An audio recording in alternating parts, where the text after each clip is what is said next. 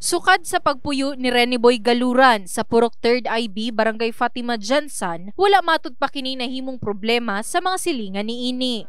Ilado si Rene Boy ingon man sa nasa village sa susamang barangay ug gikakurat sa mga residente ang pagkapriso ni ini. Kung dili pasakitan, wala matud pay problema si Rene Boy. Dili na sa mga labay og sungugon man ko na sa mga bata, mao na niya masuko na siya pero dili gid na sa mga labay og ganang pila na gud may katuig diri kabalo ka anak eh. Wala, mao lang gyud na mga piso nya usay og nay okasyon dire para ngani. Pag moagi-agi na siya dire, mga na siya tagay kanon TV ana, maana lang. Oo, kano man pud. Di kanang buutan man na siya kun imo lang siyang dalhon og tarong nang pero kun imo binuangan sama na ng mga bata labayon sa masuko gyud siya. Usay kay akong apo masuko ko wala ba nay buot ay na ninyo hilabti. Basi usab sa chairman sa gikaingong purok nga si Ellen Bautista, kaniadto pa man walay mga residente ang nireklamo kay Rene Boy. Ug kasabot matud pa sila nga kini adunay diferensya. Actually, kung magpunit na siya bato, dili gyud ingon nga tendency niya nga kanang ilabay gyud niya sa imo, hamurog panghadlok niya lang ba.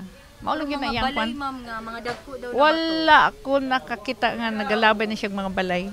Giadtuan og balik sa news team ang matud pa pamilyang nagpadakop kay Rene Boy apan sa ikaduhang higayon walay si kinsaman ang niatubang. Base sa kapulisan sa Fatima Police Station, napasakaan na ang dinakpan og kasong alarm skandal. Kay hapit lagi naigo sila kung bato iyang anak. So mo ko hindi ko angon na nakibalakan kay favor yung bako kung naigo na ilang anak. Ya siguro nga madisras lagi dagdag kong bato gid ang gitang labay. Dili na isa ka bato so iba yung bato ang gilabay sulod-sulod sila ang compound. Sigon sa opisyal, kung aduna matud pay reklamo ang pamilya sa dinakpan kalabot sa pagpadakop ni ini, pwede matud pa kini nga magreklamo. So naman tayo after to pag-arrest niya, so naman tayo medical certificate na gidala medical man na to. So matud katubayan ang ato ang personnel na regarding ato nga allegation nila. In the heart of changing lives. Kini si Brigada Liza Labajo sa Brigada News Jansan. Brigada News.